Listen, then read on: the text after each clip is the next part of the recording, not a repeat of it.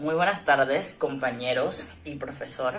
El día de hoy voy a realizar una intervención sobre una de las teorías sustantivas que seleccioné de las posibilidades que el profesor Kevin nos había dado hace un par de semanas.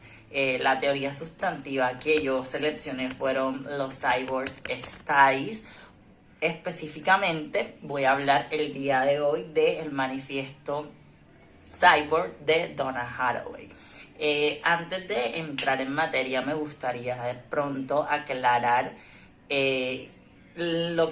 un dato en particular que debemos tener presente para poder entender esto del manifiesto Cyborg como tal, porque la autora lo sitúa en el marco situacional de finales del siglo XX, pero podemos hacer, digamos, que otro tipo de precisiones, dado que parece ser que el cyborg como tal adquiere visibilidad en ese siglo, pero el cyborg ha existido con nosotros como dispositivo y como ideología manifestada a través del lenguaje desde hace muchísimo tiempo atrás. Bueno, según Donna Haraway, el cyborg puede entenderse de manera vertical como una máquina.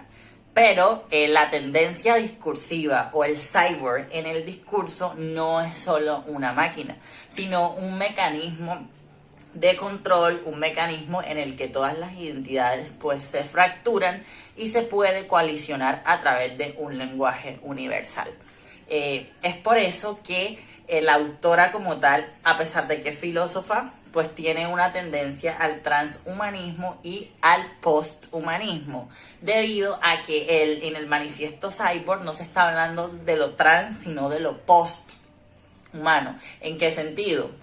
En el sentido de que lo transhumano involucra modificaciones parciales en la biología, en la anatomía o en el circuito natural del ser humano, mientras que lo posthumano vendría siendo la consolidación de todo lo que ya mencioné anteriormente sobre el transhumanismo. Es decir, lo posthumano sería el resultado de lo transhumano.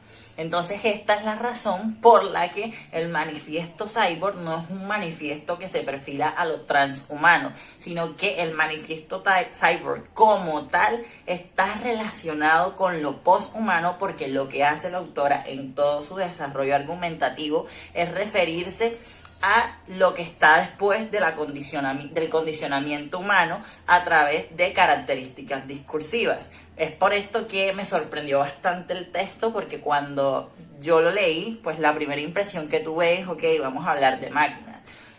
Pero lo que hace la autora es básicamente enfatizar en seres humanos que son utilizados como máquinas, y a este tipo de seres humanos pues serían las mujeres, la categoría de mujer como dispositivo tecnológico o como máquina. Entonces, el texto se divide en varios apartados. Los he clasificado en incisos como A, identidades fracturadas; B, la informática de la dominación; y C, las mujeres en el circuito integrado. Por último, clasifiqué la D, que la autora lo titula como Cyborg, un mito de identidad política. Bueno, las identidades fracturadas, según la autora, es básicamente una consecuencia de un trauma de discursos. Es decir, la manera en cómo se está representando la categoría de género, de raza y de clase. Significa que en diferentes contextos y marcos situacionales, pues estas categorías no engloban ni representan a las mismas personas. La autora utiliza estas distinciones para referirse a los diversos tipos de feminismo y a las distintas epistemologías que vienen con estos tipos de feminismo. Por ejemplo, tenemos actualmente en el siglo XXI el feminismo radical, pero también tenemos el feminismo trans incluyente. Y así podemos hablar de diversos feminismos que incluyen a diversos tipos de mujeres, lo que significa que no existe una categoría en específico que nos permita hablar de las mujeres en general. No es como si existiera un rango en común que, vinculado al hecho de ser mujer, adquiriese una representación y una visibilidad, digamos, macro dentro del marco del feminismo. Este problema ha hecho que el discurso masculinista como tal utilice a la mujer como un dispositivo cyborg, lo que me hizo entrar un poco en conflicto y preguntarme cómo es que un ser humano puede ocupar el lugar de una máquina, teniendo en cuenta lo que ya dije del transhumanismo y el poshumanismo. O sea, utilizar a la mujer como cyborg, en este caso la autora lo define como utilizar a la mujer como una herramienta de trabajo. Para esto, ella hace unas referencias al marxismo donde dice que el trabajo humano es una forma de categorización funcional. O sea, si los hombres tienen la posibilidad de trabajar, son funcionales. Pero si a los hombres se le dan herramientas para ejecutar ese trabajo, las herramientas son los que hacen que el hombre adquiera una capacidad funcional, porque es el hombre quien las usa. A partir de esta perspectiva y de esta definición, la autora dice que la mujer ha funcionado como un dispositivo tecnológico en esta amalgama de diversos feminismos, debido a que la mujer entiende al feminismo desde diferentes marcos situacionales en los que ha estado inscrita, pero podía entenderlo a partir de este sistema de dominación y de subyugación que la hace o que la convierte en un dispositivo tecnológico, lo que significa que el hombre ha construido y se ha apropiado, en palabras de la autora, de la mujer, porque está utilizando a la mujer como un dispositivo para su propio beneficio, lo que significa que en Occidente hasta el momento pues no existe la concepción de la mujer como algo que se oponga a un producto de consumo, y es por esto que la autora traspola el primer capítulo donde la mujer es utilizada como un dispositivo a el segundo apartado del texto que hace mención a la informática como un recurso de dominación. En la informática como un dispositivo, un recurso de dominación, hay una tensión principal que destaca la autora en el manifiesto Cyborg, y es la categorización de los seres humanos en las categorías de género, sexo y raza. La autora dice que el feminismo puede entender estas categorías a partir de los problemas propios que se dan en un espacio, en un espacio global en el que están inscritos ciertos sujetos. O sea, el feminismo puede entender el género o puede repensar las nociones de género, sexo y raza, lo que involucra que a partir de estas categorías que son, según Judith Butler, creo que puedo citarla aquí, categorías no naturalmente políticas, sociopolíticas, entramos a un punto que trata la autora que se denomina como la arquitectura de las estadísticas, y otra vez la autora hace alusión a la ficción del cyborg. Específicamente hablando de las mujeres. ¿Qué tiene que ver la arquitectura de las políticas, de las estadísticas, aquí en el manifiesto Cyborg? Pues creo que podría definirlo de una manera un poco simple, y es que si el feminismo transincluyente se preocupa por involucrar a todas las mujeres y el feminismo transincluyente solamente se preocupa por vincular a su actividad feminista a las mujeres biológicas, significa que los intereses son diferentes y que ya no entra en juego la caracterización física ni biológica, sino la categorización metódica y rudimentaria a la que se pueden relegar ciertos sujetos. Para esto, la autora describe que la representación de lo sexual está basado actualmente se puede representar a través de las tecnologías de la comunicación. Por ejemplo, las tecnologías de la comunicación en este punto de la vida, en el siglo XXI, pues es muy diferente a lo que era en el siglo XX. En el siglo XX la autora dice que la electrónica y la microelectrónica podrían hacer una representación de lo sexual, lo que significa que el reemplazo del trabajo manual, de la mano de obra, afecta no solo a las mujeres, sino también a los hombres. Y ahí entra el punto de quiebre en el texto, porque en palabras de Haraway, cuando se desplaza el trabajo de mano de obra por el trabajo del cyborg desaparecen estas disyunciones entre la instrumentación de la femineidad para el beneficio de lo masculino. Ella pone el ejemplo de Estados Unidos, específicamente la población afro, la comunidad afro, porque ella ejemplifica que las mujeres eran utilizadas para el consumo, ¿cierto? Pero para el consumo de grandes empresas. Sin embargo, cuando estas grandes empresas adquirieron grandes tecnologías, se fueron deshaciendo de esas mujeres que aportaban pues infinidades de beneficios a esa empresa. Eso significa que hay mujeres desempleadas, aumenta, pero también aumenta entonces los hombres que van a ser desempleados, porque el cyborg precisamente no está vinculado ni a las categorías de género, ni de sexo, ni de raza, sino que el cyborg como máquina tiene autonomía propia y por tanto puede desligarse de ese trauma discursivo que intenta representar a los sujetos y adquirir una validación propia. Entonces aquí la mujer pasaría a entenderse como una pieza en el engranaje de un circuito integrado. Es decir, los problemas que, digamos, cuestiona el feminismo, como ya lo había dicho, tienen que ver con las categorías de sexo, raza y género. Pero estas categorías no se pueden atribuir a a todos los sujetos de la misma manera, porque existen exenciones con las mujeres. O sea, la mujer aquí en Occidente ha sido representada por sujetos que tienen una voz activa en un circuito masculinista.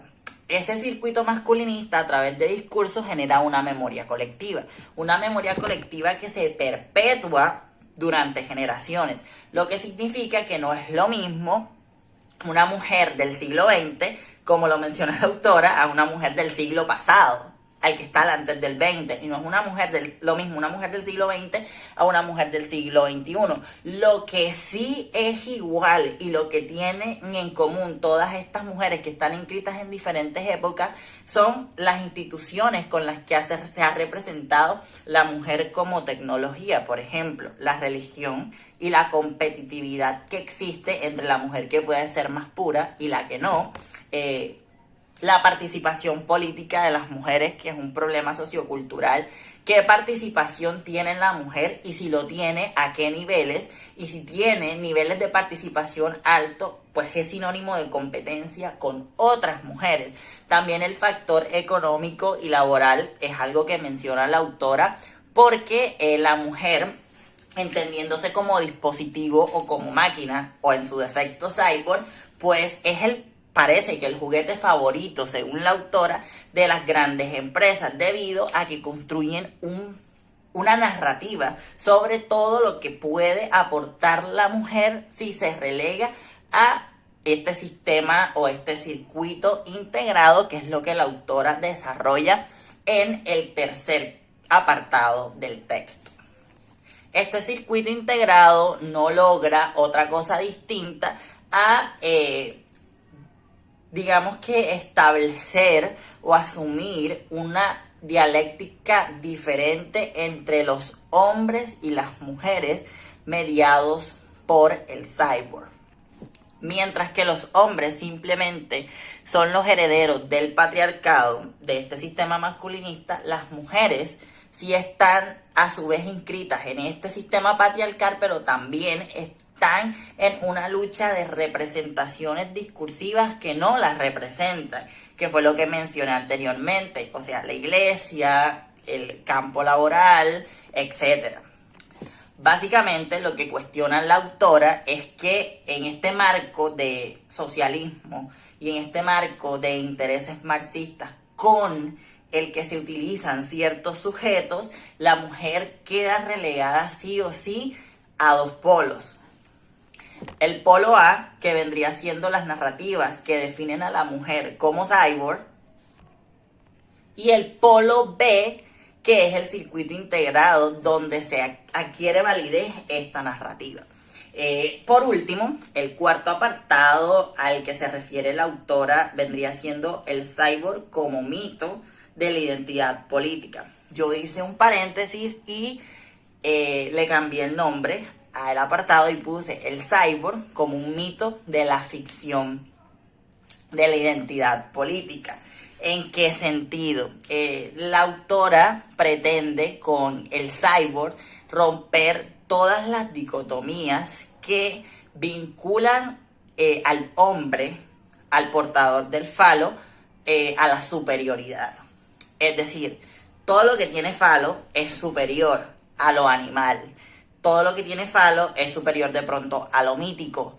Todo lo que tiene falo es superior a lo que se penetra. Y a las que penetran son las mujeres. Las mujeres no pueden penetrar. Lo que significa que si el cyborg tiene incidencias justificadas en las relaciones de las comunicaciones y afectan directamente la mano de obra entre el hombre, si la mano de obra ejecutada por el hombre y por la mujer, en tanto a la pérdida de trabajo y al incremento de personas desempleadas, significa que, según la autora, la solución está en que la dialéctica del sexo, del género y la raza debe reemplazarse por la dialéctica del cyborg. Esta dialéctica está vinculada de pronto a la noción de máquina. ¿Por qué? Les pongo un ejemplo. Cuando yo estaba leyendo el texto, pensé el cyborg como una máquina, literalmente. Imagínense que a mí me amputan un brazo y me ponen una prótesis y yo puedo hacer todo lo que hacía antes con la prótesis y no con mi brazo. Eso automáticamente está ligado a la posición posthumanista que asume la autora, porque yo dejaría de ser un hombre si existe esa posibilidad. Y si existe la posibilidad de que yo dejase de ser un hombre por tener una prótesis, entonces, ¿qué sería? Esta postura significa que si el cyborg puede reemplazar las habilidades humanas en el mundo capitalista, significa también que entonces puede romper las barreras entre el plano mítico que configura pues las grandes narrativas que pretenden solucionar los núcleos problemáticos en el que todos estamos inscritos, y por ende el problema entre el machismo, el feminismo y los sistemas de perpetuación y de dominación masculina sucumbirían de manera automática, debido a que la superioridad masculina está justificada en las herramientas que él puede utilizar a su beneficio. Pero si el hombre es reemplazado por el cyborg, ¿dónde queda la dominación masculina? Es la pregunta que hace la autora. Intentaré ser un poco más específico porque me estoy autoevaluando y creo que puede ser un poco confuso esta premisa. La autora toca un punto que lo voy a leer y es la representación de lo sexual, el cambio de la dialéctica entre los hombres y las mujeres que son afectadas por el cyborg. La autora, desde que inicia, plantea que siempre han existido dicotomías entre lo que es bueno, por ejemplo, y lo que es malo, entre lo femenino y lo masculino, entre lo superior, lo inferior, entre lo sexual y lo no sexual, entre el hombre y la mujer. La autora dice que como el cyborg no es ni animal, ni humano, ni hombre, ni mujer, ni un producto del capitalismo o del socialismo o de intereses marxistas, entonces el cyborg es la herramienta que necesita Occidente para romper con los problemas y con el sistema de dominación masculinista que hace de la mujer un cyborg. Y cuando me refiero a la mujer como cyborg, me refiero a la mujer que es explotada, me refiero a la mujer que no tiene participación política porque puede ser o puede tener incidencias desventajosas en el sistema patriarcal y de dominancia masculinista. La autora en las conclusiones dice que preferiría ser un cyborg a preferir ser una diosa, dado que las contemplaciones que el masculinismo, las ideologías masculinistas han hecho de la mujer ha sido que la mujer tiene que ser bella, negando que la mujer puede ser funcional. Y si la mujer puede ser funcional, pues entonces no es una mujer, sino una herramienta. Entonces ella dice que prefiere ser un cyborg, una máquina, porque es que las herramientas las herramientas o el cyborg como mito o narrativa no solo afecta la posición de la mujer, sino que como afectó también en Estados Unidos a las poblaciones que eran a la población de los trabajadores que fueron reemplazados por máquinas, también puede afectar entonces el sistema de perpetuación masculinista que domina a las mujeres. Mi primera impresión del texto fue, creo que ya la mencioné anteriormente, fue un poco diferente a todo lo que acabo de mencionar, debido a que yo consideraba el cyborg como una simple máquina, pero no había considerado el cyborg como una forma de discurso. Es decir, si la mujer se ha utilizado históricamente como una herramienta, significa que dentro del discurso existen matices que la categorizan pues como una máquina funcional para alcanzar cierto tipo de objetivo. Nunca me imaginé que el cyborg pudiese ir más allá de lo material y se refiriese específicamente a una forma de concepción de lo que está después de lo humano, de lo que está después de la biología. Como decía al principio, el transhumanismo lo que busca es perfeccionar las habilidades del hombre, de pronto quitar ciertas patologías reemplazando unos miembros del cuerpo por otros, pero lo que está después del humano es lo absoluto, o sea, lo que está después del transhumanismo, ¿sí me entienden? Es como un avance total de las características biológicas del ser humano por las características de la máquina. Nunca pensé que la mujer pudiera utilizarse discursivamente como una máquina, pero básicamente el manifiesto cyborg lo que es una metáfora que traduce la utilización de la mujer como cyborg en un discurso que no tiene una materialización física como la máquina. Pero la autora utiliza la palabra cyborg para dar cuenta de esa misma problemática.